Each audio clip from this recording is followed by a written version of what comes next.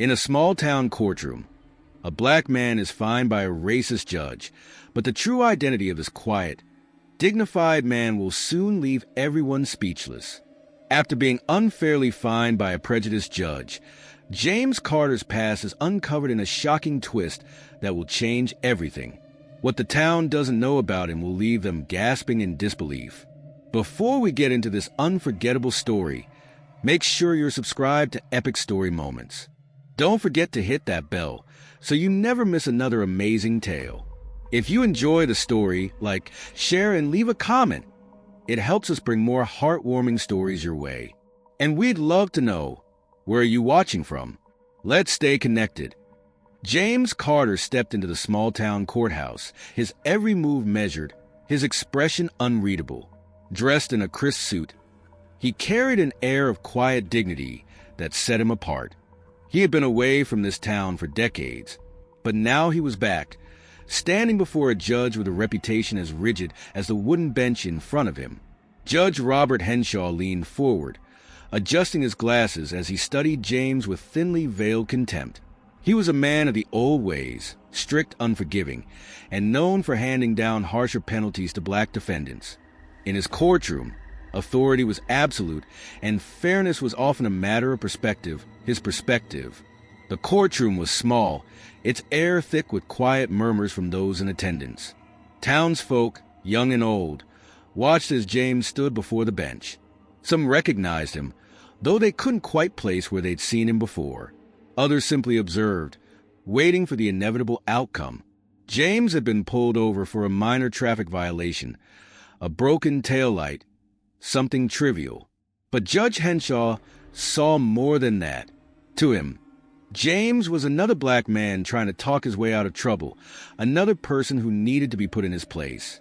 The judge's gavel slammed down, and without hesitation, he imposed a fine far steeper than usual. James didn't flinch. He met the judge's gaze with an unwavering calmness, took out his checkbook, and paid the fine on the spot.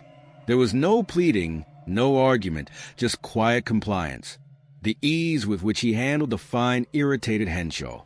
He had expected resistance, maybe even frustration, but James gave him nothing.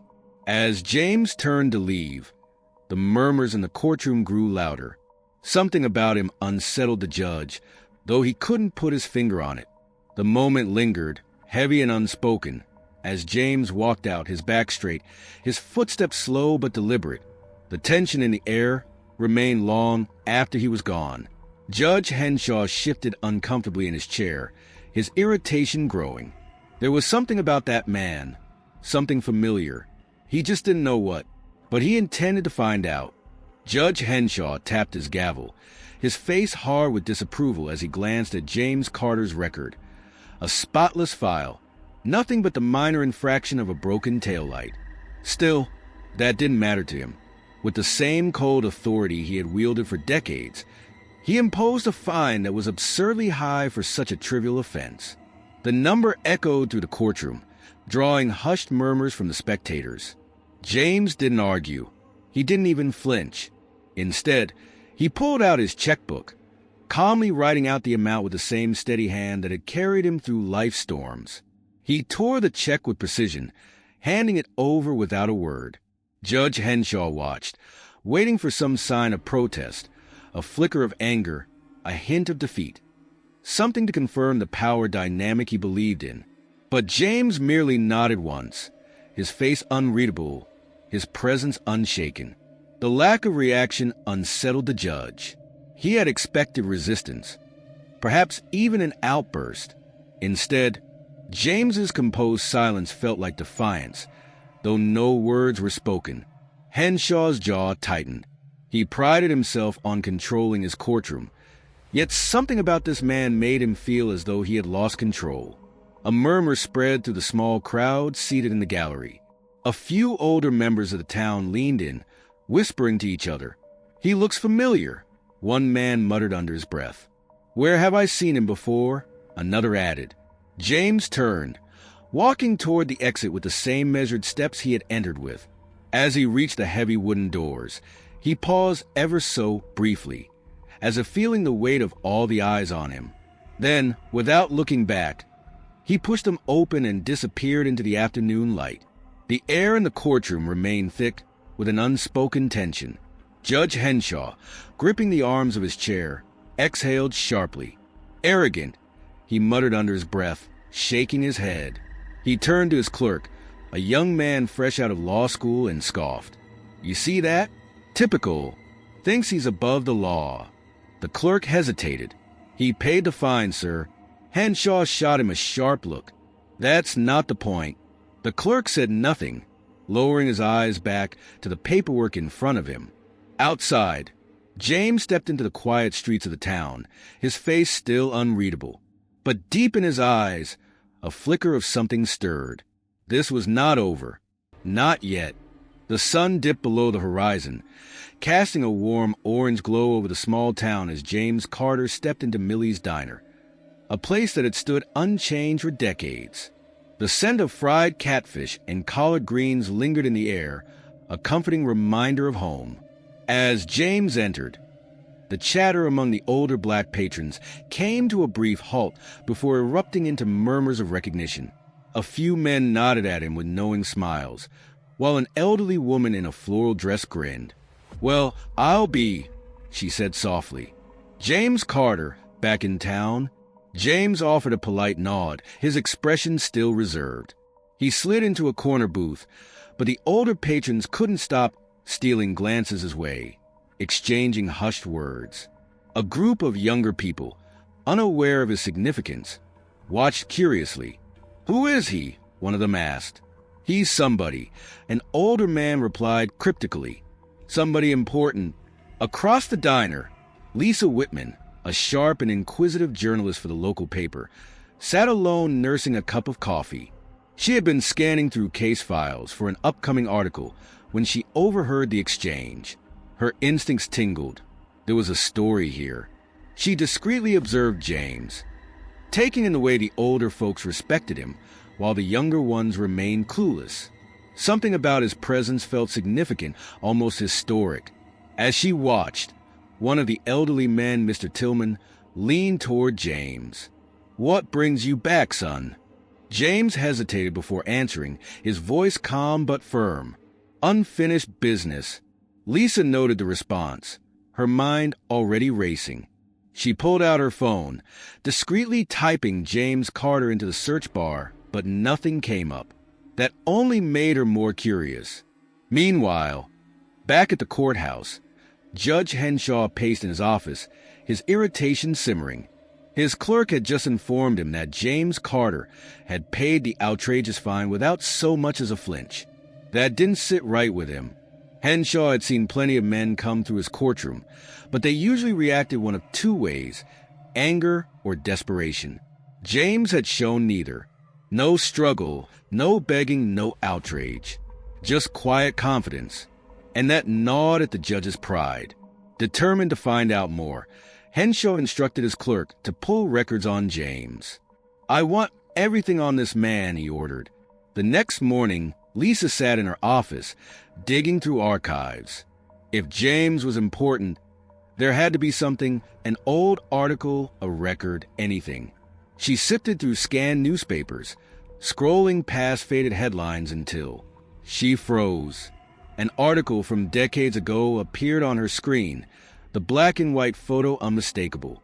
Her breath hitched as she read the headline. James Carter was not just anybody, and if Judge Henshaw found out who he really was, there would be hell to pay. The next morning, Lisa Whitman pulled into the driveway of a modest rental home on the edge of town. She hesitated for only a moment before stepping out, notebook in hand. If the article she found was correct, James Carter's return wasn't just a coincidence. It was history knocking on the town's door. James opened the door before she could knock, as if he had been expecting her. His sharp, observant eyes met hers, and for a moment, neither spoke. "I'd like to talk," Lisa said finally, offering a disarming smile. "Off the record, if you prefer." James studied her for a long second, then stepped aside, gesturing for her to enter.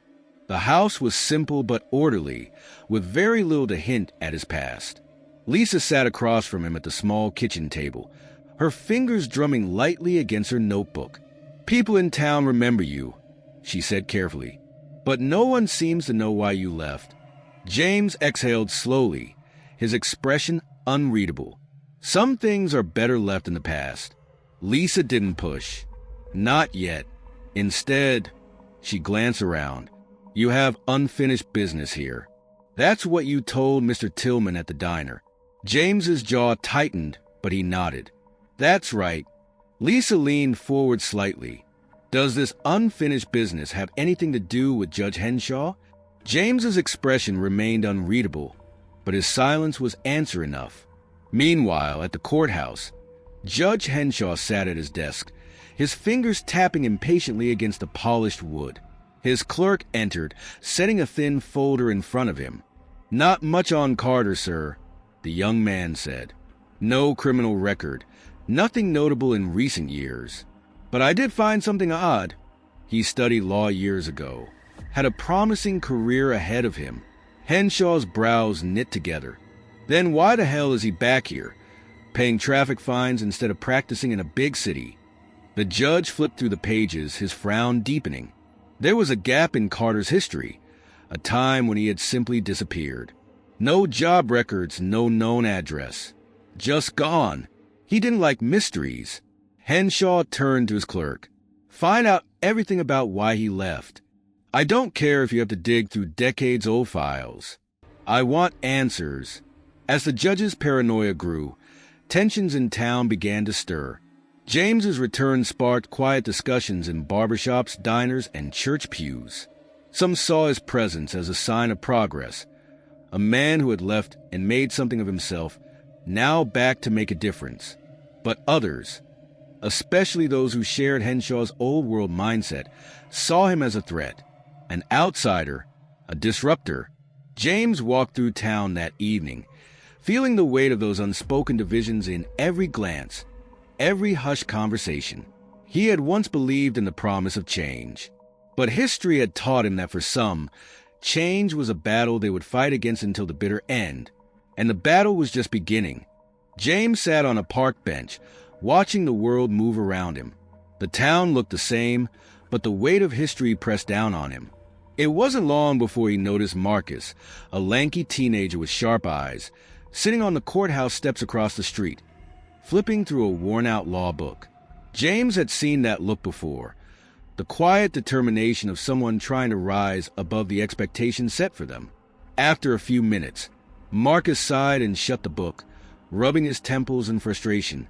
That's when James decided to approach. "You look like you've been staring at that book for hours," James said, sitting beside him. Marcus hesitated before responding. "Trying to make sense of it," he admitted. "But it's complicated." James glanced at the book, Asterisk Fundamentals of Law, Asterisk, and nodded. "It is. But the more you read, the clearer it gets." Marcus studied James for a moment. "You know law." "I used to," James said simply. "What's your interest in it?" Marcus hesitated before answering. "I want to be a lawyer, but my teacher says I should be realistic." James recognized the phrase. He had heard it himself, decades ago, from people who didn't believe a black man could stand in a courtroom as anything other than the accused. "You ever hear of Thurgood Marshall?" James asked. Marcus's eyes lit up. "The first black Supreme Court justice?"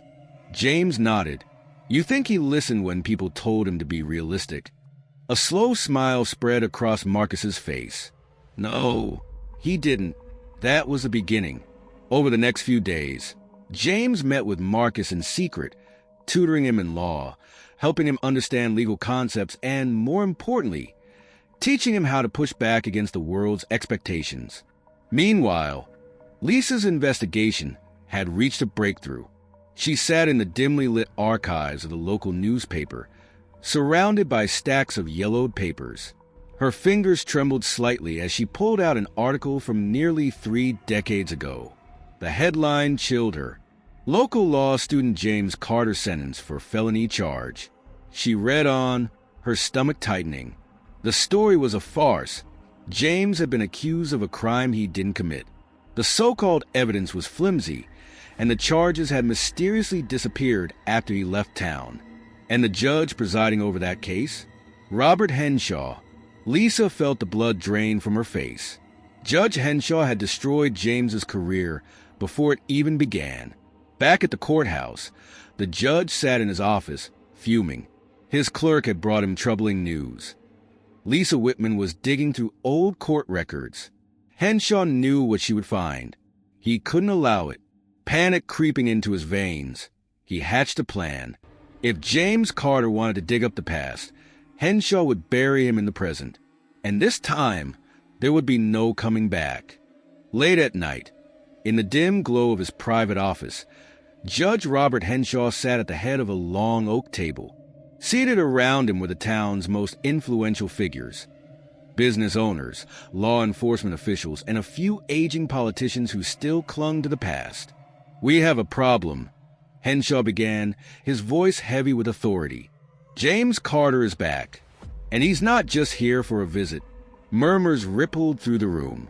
Some shifted uncomfortably, while others leaned in, eager to hear more.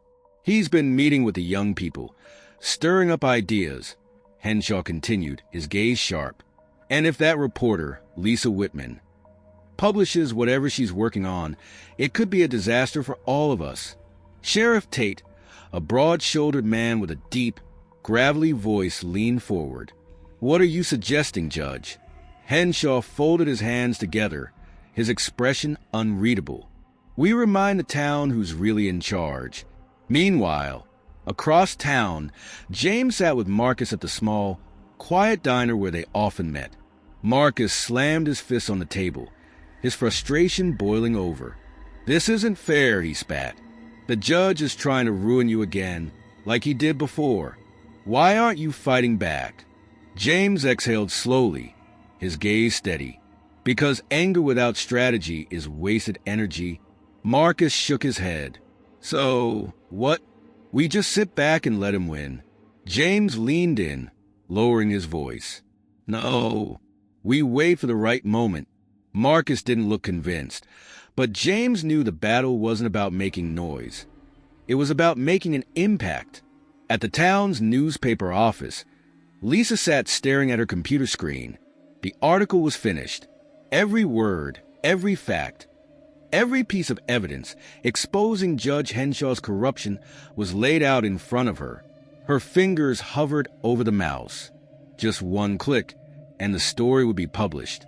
But before she could move, her office door swung open. Her editor, Howard Crane, walked in, his face pale and tense. "Lisa," he said, his voice barely above a whisper, "we can't run the story." Lisa's stomach dropped. "What?"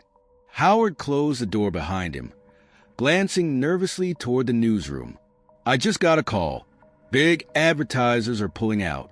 We're being threatened with legal action. If we publish this," he hesitated, "they'll shut us down." Lisa clenched her fists. "This is the truth, Howard." "I know," he said, looking genuinely regretful. "But I have a family to feed." Lisa stared at her screen, her heart pounding. After everything, after all the work, Judge Henshaw was still pulling the strings. She had never felt so powerless. Cliffhanger asterisk. The following morning, banners and chairs were being set up in the town square. Judge Henshaw was scheduled to give a public speech, a long-winded address about tradition and values. He stood at the podium, scanning the crowd. James was there. Marcus was there. Lisa was there. And then, something unexpected happened. The murmurs in the crowd grew louder.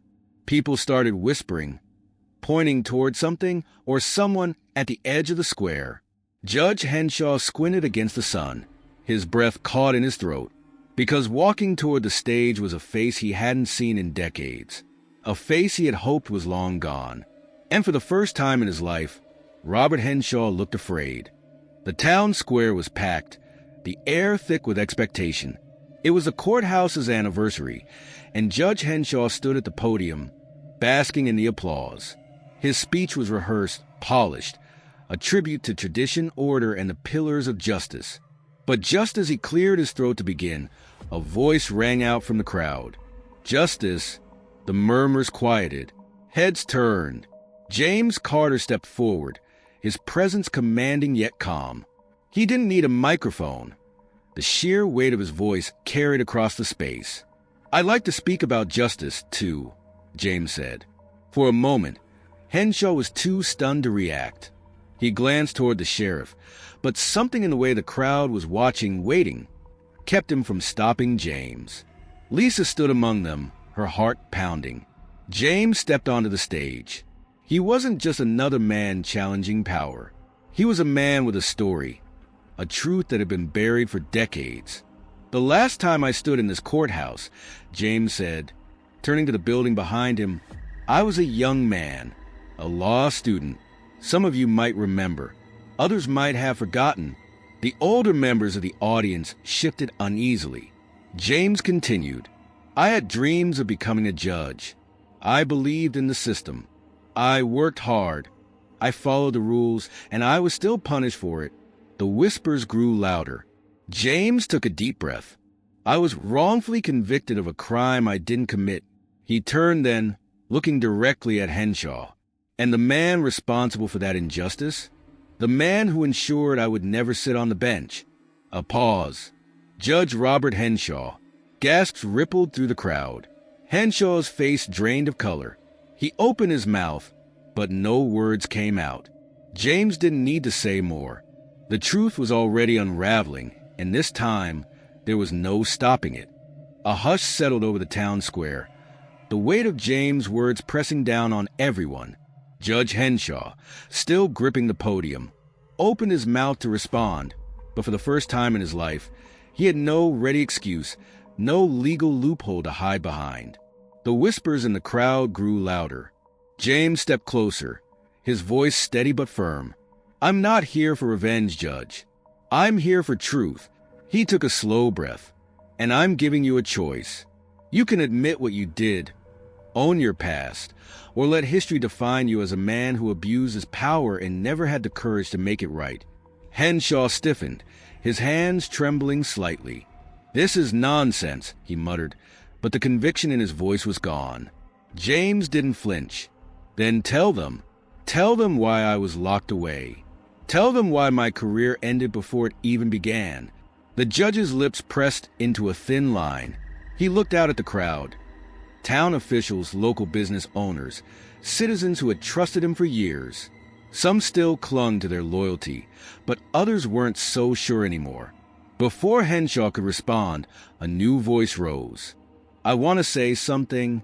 Marcus stepped forward. He looked nervous, but his voice was clear. "I want to be a lawyer one day. I want to fight for people like James, for people like me." He turned to the crowd. "But how am I supposed to believe in justice when people like Judge Henshaw get to decide what's fair?" The weight of his words rippled through the audience. People murmured, nodding. The shift was happening, small but real. Judge Henshaw's jaw tightened. "I have nothing to apologize for," he muttered, gripping the edges of the podium. James exhaled, disappointment flashing in his eyes. "Then you've already lost." Lisa, standing at the edge of the crowd, clenched her fists. She had written her story, but her editor had shut it down. The newspaper wouldn't publish it, but that didn't mean it couldn't be told. With a determined breath, she pulled out her phone. She wasn't going to let this moment be buried. Within minutes, she had posted the full story online. The details of James' wrongful conviction, the judge's history of corruption, the truth Henshaw had spent years burying. The town square had heard James' words, but soon the whole world would too. The days following James' revelation were a whirlwind. The town was split down the middle. On one side, Judge Henshaw's most loyal supporters, longtime residents who had grown up under his reign, stood firm in his defense. They scoffed at James' story, dismissing it as an attempt to tarnish a legacy they had revered for decades. They held rallies, signed petitions, and flooded the local radio station with calls demanding that James be silenced. On the other side, a growing wave of residents, young and old, had begun to question everything they had been told. The power of the internet couldn't be denied. Lisa's story had gone viral, reaching beyond the town's borders. News outlets from across the country were picking up the story, and local protests were being organized. People rallied in front of the courthouse, demanding justice for James and an end to Henshaw's reign. Judge Henshaw could feel his control slipping. He had always been the unquestioned authority in this town, but now the walls were closing in. His legacy, his power, his very identity were under siege. The pressure was mounting, and his desperation was palpable. Late one night, he met with a handful of powerful allies, business owners and political figures who still had his back. "I won't let them take everything I built," Henshaw growled, gripping the edge of the table. "I'll fight back, no matter the cost." He began making calls, pulling strings behind the scenes. A smear campaign, fake reports, anything to turn the tide, anything to ensure that his legacy wouldn't be wiped away so easily. James, however, remained steadfast. He wasn't interested in retaliation or vengeance. Instead, he focused on the future. The change he had started wasn't just about his past. It was about ensuring that no one else would have to suffer under the same broken system that had crushed his dreams. He met with local activists, spoke at rallies, and spent hours mentoring young people like Marcus, guiding them toward a future where they could fight for justice, not fear it. But even as he remained calm, even as he pushed for change, he knew that the storm was far from over. Cliffhanger asterisk. Late one evening, as the town buzzed with unrest, Judge Henshaw was summoned to an emergency town council meeting. The call had come suddenly, the tone grave. His allies had assured him that this would be his chance to regain control, to reaffirm his position and sway the council members who were beginning to waver. But as Henshaw made his way to the meeting, something in his gut told him that this wouldn't be another easy victory. The fate of his career, his future, and his freedom were hanging in the balance.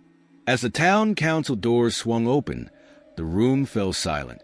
Henshaw's eyes darted to the faces of the council members. Some were stoic, others visibly conflicted. In the back of the room, James stood, his expression unreadable. The judge took a deep breath, his heart pounding. The moment of reckoning had come.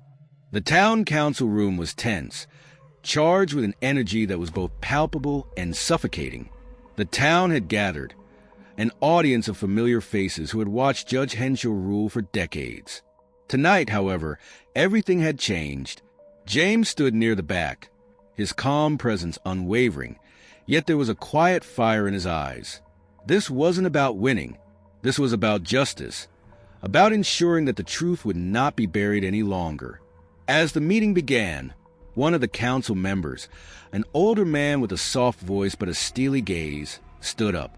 "We've gathered here today to address serious allegations against Judge Robert Henshaw. Allegations that have shaken this community to its core." A hush spread through the room. Then, one by one, the evidence was presented, documents, testimonies, records of Judge Henshaw's past decisions, and, most damning of all, the proof that he had been directly responsible for James' wrongful conviction years ago. The room filled with gasps and murmurs as the details came to light. Henshaw's face, once proud and unyielding, began to crumble. He shifted in his seat, his hands trembling. The weight of his past sins was crushing him. One of the younger council members stood, his voice shaking with anger. "How could we have let this man continue to judge us all these years? He's betrayed the very principles he swore to uphold." The room erupted in murmurs, many of the town's residents nodding in agreement. Judge Henshaw's lips parted, but no words came. His usual confidence, the veneer of power he had maintained for so long, had evaporated. He could feel the eyes of the entire town on him, the pressure overwhelming. Finally, the council chairperson, a middle-aged woman who had been watching the entire exchange in silence, spoke. "Judge Henshaw, we can no longer turn a blind eye to the evidence of your actions. We, the town council, have no choice but to recommend your immediate resignation. Your time in power has come to an end." The room held its collective breath as Henshaw stared ahead, his face pale. The weight of the decision pressed down on him. The man who had once been untouchable was now being cast aside, his legacy irrevocably tarnished. There was no out, no way to redeem himself in the eyes of the town that had once revered him. With a final, defeated sigh, Henshaw stood up, his movement slow, as if he were walking toward the inevitable. I resign." The words were barely audible, but they hit the room like a thunderclap. As the council erupted into applause, James didn't join them. He remained silent, standing alone, watching as Henshaw walked out of the room. When the applause died down, James stood. The council members looked at him expectantly. His voice was steady, yet filled with a quiet strength that resonated through the room. "I'm not here to gloat," James said. "I'm not here to celebrate someone's downfall." He paused, his eyes scanning the room. "What I'm here to say is that even Judge Henshaw can still change. He can atone for what he's done, if he chooses to, if he's willing to confront the truth, and do the work to rebuild. Then perhaps there's hope for redemption." There was a beat of silence before the council chairperson nodded, a thoughtful look crossing her face. "Redemption. Yes, that's what we all need." James turned to leave, but before he could reach the door, he felt a hand on his shoulder. It was Marcus, his young protege, who had been watching from the sidelines. "You did it, Mr. Carter," Marcus said, his voice full of awe. "You showed them the truth." James smiled, though it wasn't a smile of victory. It was one of quiet reflection. "No, Marcus, we did it. Together." They stepped out into the cool evening air, the weight of the town's history slowly being lifted, one step at a time. As the sun began to set on the small town, there was a sense of hope, of change in the air. The journey wasn't over, but it had begun. And for the first time in a long while, James felt as if the town had the potential to heal, to rise above its past mistakes and create a future defined by justice, equality, and redemption. In the weeks that followed the council meeting, the town began to change. The truth about Judge Henshaw's past had set a chain of events in motion that could not be undone. While many of the town's older residents struggled to reconcile the man they had once revered with the reality of his actions, younger generations began to find their voice. They started to ask questions, to demand answers, and to push for the kind of change they had long been denied. James became an unlikely symbol of hope in a place that had once tried to erase him. The town's racial divide, though not immediately healed, began to show signs of cracking. Conversations about racial bias, justice, and accountability became frequent topics of discussion in town halls, classrooms, and at local coffee shops. Local leaders, some of whom had once been Henshaw's staunchest supporters, began to shift their views. They began listening, truly listening, to the voices that had been silenced for so long. Some advocated for programs that would offer education and support to those most affected by systemic injustice, while others called for a review of local policies that disproportionately impacted people of color. It wasn't easy, and there were setbacks along the way, but the town had started a conversation. It could not stop. Marcus, who had been watching from the sidelines, became more determined than ever to pursue a career in law. He had seen firsthand how one man's fight for justice could spark a larger movement, and he wanted to be a part of that change. One evening, after a long day of studying together, he looked at James and said, "I'm going to be a lawyer, Mr. Carter. I'm going to help people like you, people who've been wronged, who've been silenced. I won't let them forget." James, who had always been reserved in his praise, smiled softly. "I believe you will, Marcus. I'll help you every step of the way." It was a quiet promise, but it was powerful. Marcus had the drive, and with James' guidance, he had the wisdom to make a real difference. Lisa's article, which had initially been blocked by her editor, found its way to the public in a different form. She published it online, and it quickly went viral. It wasn't just a local story anymore. It was a national one. The piece was picked up by major news outlets, sparking conversations across the country about racial prejudice in the legal system. The ripple effect was undeniable. People began to question how often justice was skewed in favor of those with power and privilege, and how many others, like James, had been denied the opportunity to fight for their futures because of a corrupt system. The story not only highlighted James' struggle, but also shed light on the countless others who had suffered in silence, their voices ignored. Lisa's reporting ignited a movement that led to broader calls for reform, both locally and nationally. While change didn't come overnight, there was a newfound sense of accountability in the air. Institutions that had long been resistant to change were now beginning to listen, forced to confront their own biases and practices. James, having witnessed firsthand the power of truth and resilience, reflected on the journey that had brought him back to this town. His fight was never about taking down a single man. It was about dismantling a system that had been rigged against people like him for far too long. And though the road ahead was still uncertain, he knew that the conversation had shifted. People were waking up to the reality of the world around them, and they were no longer willing to stay silent. The moral lesson of James' story, the lesson that resonated with so many, was simple. The fight for justice is not just about one person. It's about changing the system, about creating a world where fairness, accountability, and redemption are not just ideals, but lived truths for everyone. As James looked to the future, he knew there was still much work to be done. But with people like Marcus, like Lisa, and like the citizens who had found their voices, he felt a quiet optimism that hadn't been there before. The town had begun its healing, and that healing was only the beginning.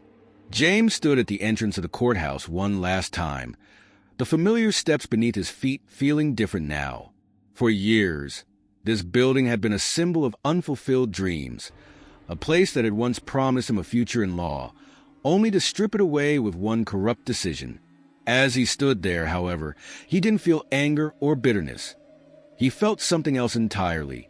The sun was beginning to set, casting a warm golden hue over the courthouse, the same way it had on so many days when James had imagined walking through those doors as a judge, a man of influence and respect.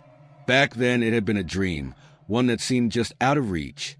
But now, after everything that had transpired, after his years of struggle, the pain of losing everything and the eventual reclamation of his dignity, he understood that his journey had led him to something far more important than a seat on the bench. He had never been after power. He had been after justice. And in that moment, standing at the threshold of the courthouse, he realized that justice was something far greater than any position of authority. It was about restoring dignity, telling the truth, and standing up for what was right, no matter the cost. He had done that. James glanced down at the ground and took a slow, deliberate breath. His life, which had seemed so uncertain and painful in the past, had come full circle. He had walked away from this town many years ago, broken by the actions of one man, but he had returned with a renewed sense of purpose, and in doing so, had changed not only his own life, but the future of the town itself. The walls that once held him back were now crumbling, and the hope for a better, more just future was rising from the ashes. He turned his head and saw Marcus approaching, his young face filled with determination. Marcus had come a long way from the boy who had once been unsure of his future. Now, with James' guidance, he was on his way to becoming a lawyer, someone who would fight for justice in a world that too often seemed indifferent to it. Together, they stood on the courthouse steps, side by side. For a moment, they didn't speak. The weight of everything they had accomplished, and everything that still lay ahead, hung in the air between them, unspoken but understood. Finally, Marcus spoke, his voice steady. "You've changed everything, Mr. Carter. You've given me something I never thought I could have." James smiled, the weight of his years melting away in that one simple moment. "You've given me something too, Marcus. You've shown me that there's still hope, even in the darkest times." Without another word, they began walking away from the courthouse, their steps in sync. The evening sky stretched out before them, a horizon full of promise. The future was uncertain, but for the first time in years, James felt something he hadn't felt in a long time: peace. As they walked together, The door to the courthouse closed behind them, but the door to a new chapter had opened. It was a chapter not defined by the past or by the injustices that had once shaped it, but by the hope they carried forward. James had reclaimed his dignity, not in a courtroom, but in the hearts of those who had witnessed his fight for justice. He had inspired change, and now, as he walked alongside Marcus, he knew the next generation would carry that torch. The courthouse, once a place of lost dreams, had become a symbol of what could be rebuilt. And as the two men walked into the future, the town, much like James, had found a way to move forward, not defined by its past, but shaped by the possibility of redemption and hope. The last rays of the setting sun bathed them in light as they walked down the street. And for the first time in a long while, James knew he had helped create something lasting. The fight for justice wasn't over, but it had been reignited, and with it, a new sense of possibility that stretched far beyond the courthouse walls. James looked over at Marcus, smiling with quiet pride.